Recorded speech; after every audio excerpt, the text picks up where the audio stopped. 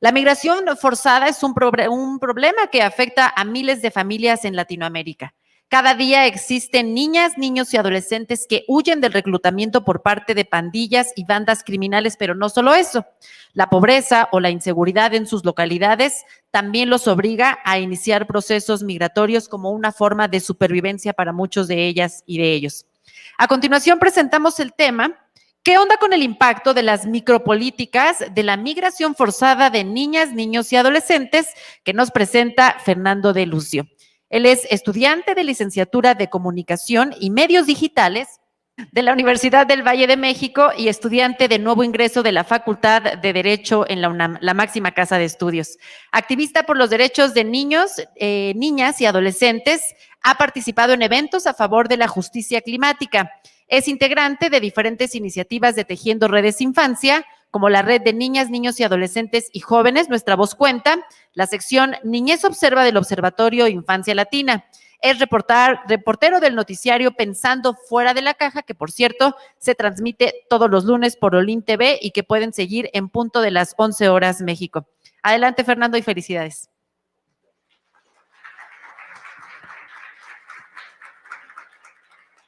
Muchas gracias, estoy un poco nervioso, pero pues aquí iniciamos. Ok. Quisiera comenzar hablando de cuando conocí a la doctora Carla Quintana, que es la Comisionada Nacional de Búsqueda de Personas en México. Recuerdo ese día. Llevaba ya 2 años investigando la desaparición de personas en México y en esa entrevista específicamente quería saber por qué desaparecían las niñas, niños y adolescentes. Pero esa tarde tocamos un tema que nunca me imaginaría y que me cambió. Sería el de niñas, niños y adolescentes migrantes. De un momento a otro, estábamos hablando sobre la migración de niñas, niños y adolescentes. Me estaba platicando acerca de la vulneración de sus derechos. Me estaba platicando de lo difícil que es realizar las denuncias para los familiares de migrantes desaparecidos. Me estaba hablando de la cantidad de los migrantes desaparecidos en México. Me estaba hablando de las redes de tratantes de personas y lo expuestos que están las niñas, niños y adolescentes migrantes a estas. Me estaba hablando de las autoridades coludidas y todo lo que sucedía en ese entonces.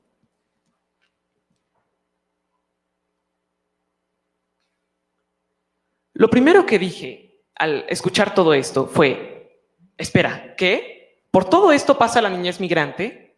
¿Por qué casi nadie habla al respecto? ¿Por qué nunca había escuchado de ello? ¿Por qué los noticieros no dan cápsulas diarias? ¿Por qué la sociedad no se indigna? ¿Quién los protege? ¿Quién protege a este grupo? ¿Por qué sería difícil para los familiares de los migrantes desaparecidos buscar a sus hijos e hijas? No entendía por qué sucedía todo esto. Tantas preguntas y ninguna respuesta. Así que decidí investigar. Primero, revisé algunas leyes nacionales e internacionales, entrevisté a especialistas en materia de migración, hablé con distintas organizaciones, busqué informes y solicité información en el Instituto Nacional de Transparencia y Acceso a la Información y Protección de Datos Personales, el INAI.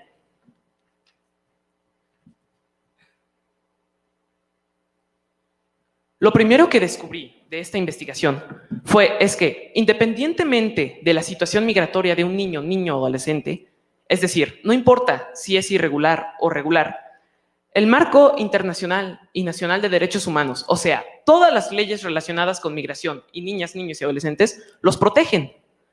Y porque priva el interés superior de la niñez por encima del estatus migratorio.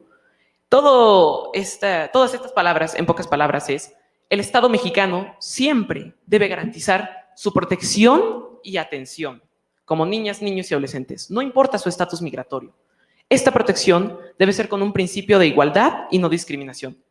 Por ejemplo, la Declaración Universal de los Derechos Humanos y la Convención sobre los Derechos del Niño, como niñas, niños y adolescentes, nos hacen sujetos de derecho y nada puede quitárnoslos. En el ámbito nacional, la protección de niñas, niños y adolescentes se encuentra garantizada en la Constitución Política de los Estados Unidos mexicanos, principalmente el artículo 1, que habla acerca de que somos sujetos de derecho, y el artículo 4, que habla acerca del interés superior de la niñez. Y también la Ley de Migración, la Ley sobre Refugiados, Protección Complementaria y Asilo Político, y la Ley General sobre los Derechos de Niñas, Niños y Adolescentes. Además, existe la Ruta de Protección Integral de los Derechos de Niñas, Niños y Adolescentes, que coordina y articula la protección de niñas, niños y adolescentes migrantes, así como de solicitantes de refugio entre los 3 niveles del gobierno mexicano. Y además, esta misma ruta de protección establece que siempre se debe privar por el interés superior de la niñez. Bajo estos conceptos que acabamos de revisar, si las leyes se nota que son muy claras en cuanto a la protección de los derechos de migrantes y su atención, ¿cómo es posible que se les detenga y se les deporte? Espérenme, es que no les conté. A través de la unidad de la Secretaría de Gobernación, me dijo que 9,229 migrantes de entre 0 y 17 años fueron presentados ante la autoridad migratoria de marzo de 2020 a febrero de 2021. Esto es una manera elegante de decir que fueron detenidos. Disculpen los nervios. Ahora hablemos de la deportación, una acción prohibida por las leyes que ya les mencioné, pero que tan solo de enero a marzo de 2021, la Redim documentó que 756 niñas, niños y adolescentes fueron deportados por el gobierno mexicano. ¿Por qué esto es tan importante? Porque cuando se deporta a una niña, niño o adolescente, técnicamente se están violando las leyes generales de derechos de niñas, niños y adolescentes, la ley de migración, de refugiados y prácticamente todas las leyes en México que tienen que ver con migración y derechos de niñas, niños y adolescentes.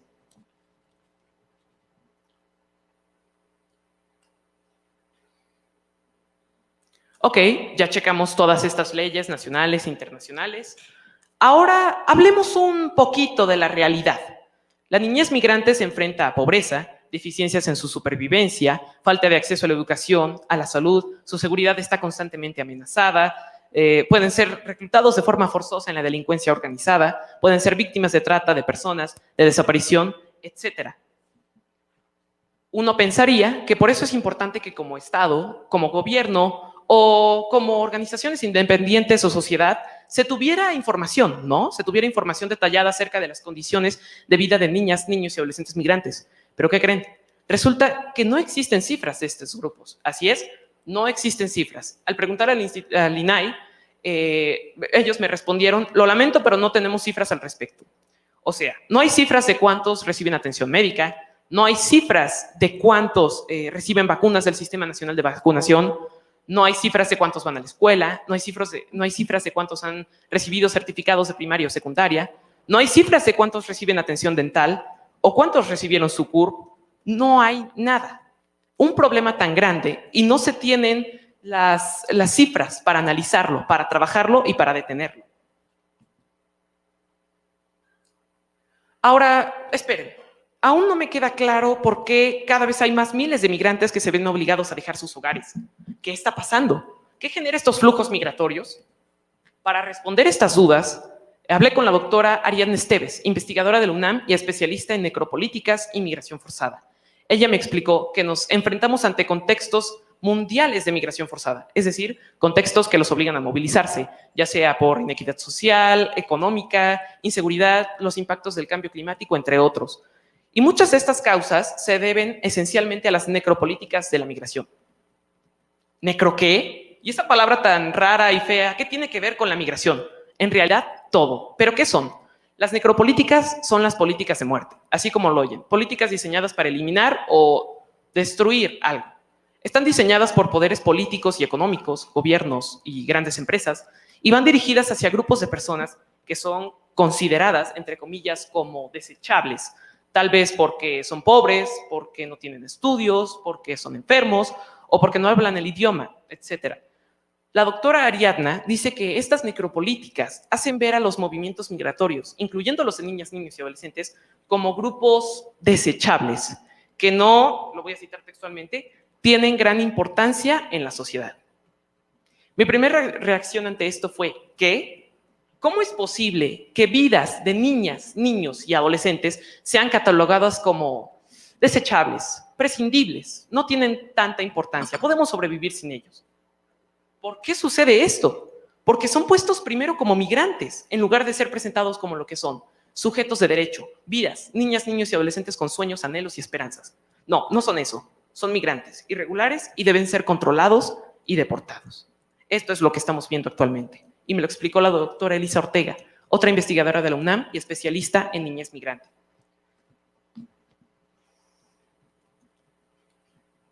Ahora, ¿por qué ocurre esto? ¿Qué genera estas necropolíticas? Bueno, esto sucede, según la doctora Elisa, por la falla en el discurso de los derechos humanos.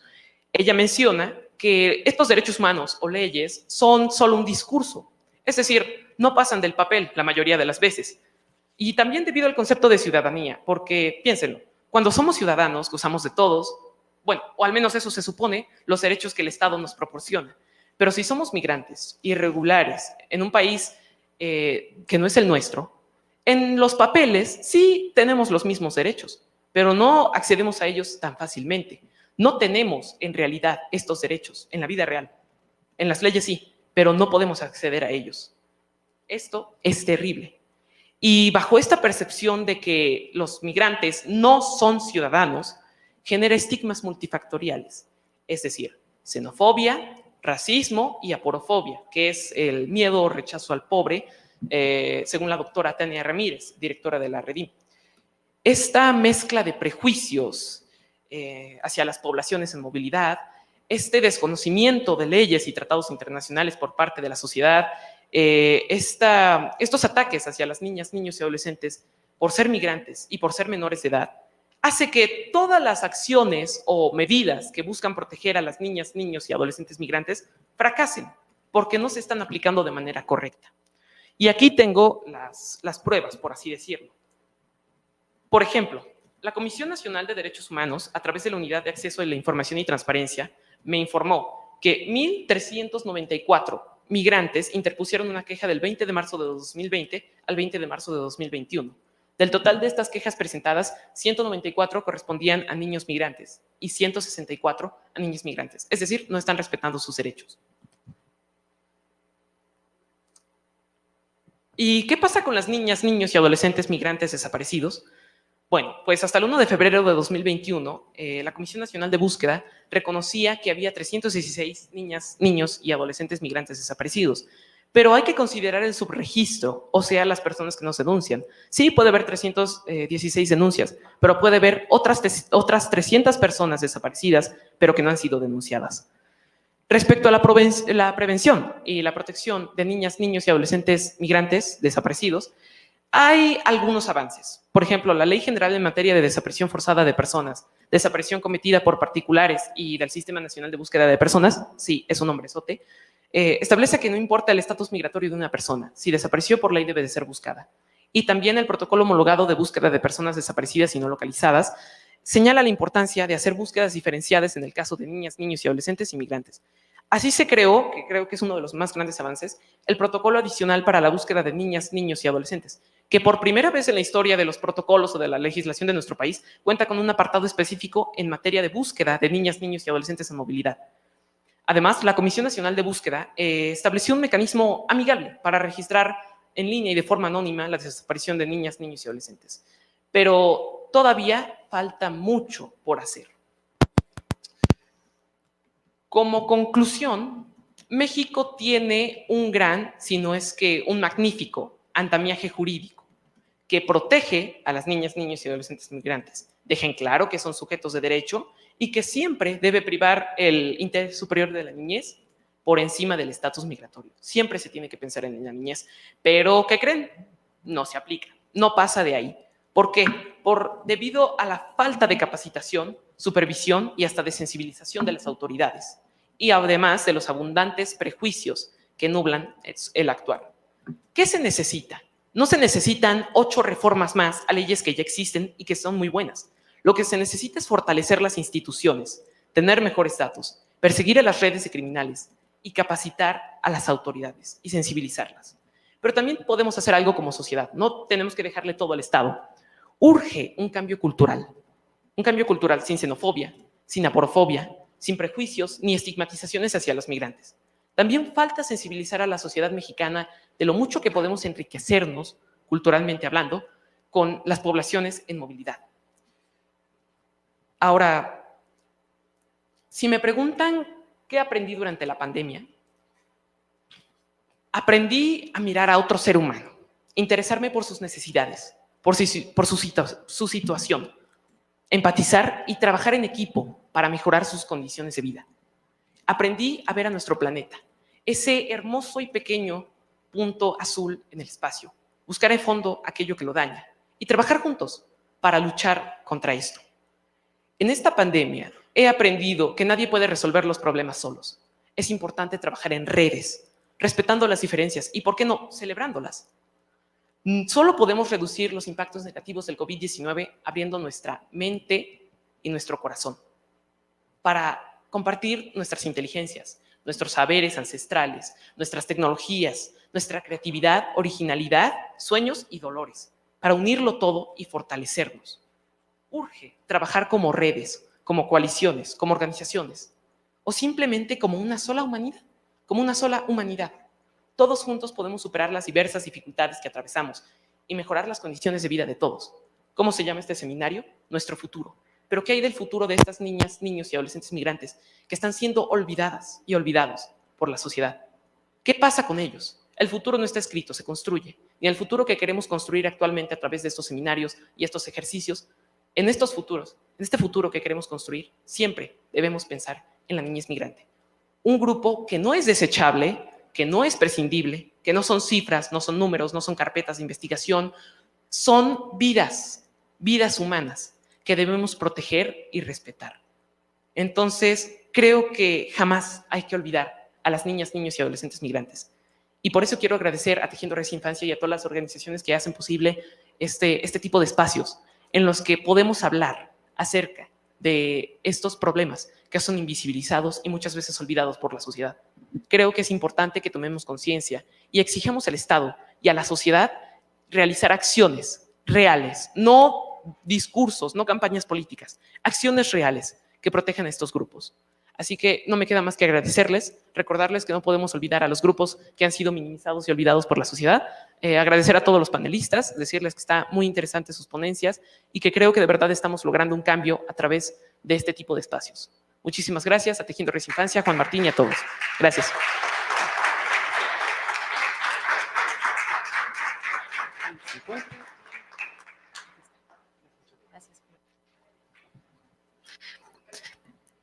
Fernando de Lucio, muchas gracias. Superaste los nervios y además nos dejaste una pues muy buena tarea para todos como reflexión al finalizar este seminario. ¿Qué es lo que aprendimos o qué dejó la pandemia como mejora para los seres humanos en este planeta? También de las situaciones adversas se puede aprender.